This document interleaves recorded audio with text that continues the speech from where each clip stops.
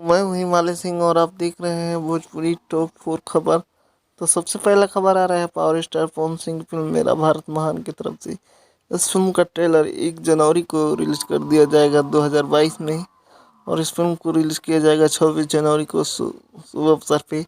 और दूसरा खबर आ रहा है खेसारी लाल यादव की तरफ से, जिनकी फिल्म बंधन 2 की शूटिंग जनवरी से की जाएगी 2022 में। इस फिल्म में अभी हीरोइन का खुलासा नहीं किया गया है।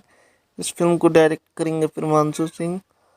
और तीसरा खबर आ रहा है निसार खान की तरफ से, जिनकी फिल्म नकली नवाब का को 4 दिसंबर को वर्ल्ड टेलीविज़न प्रीमियर चलाया जाएगा दोपहर 12 बजे फिल्म जी टीवी चैनल पर।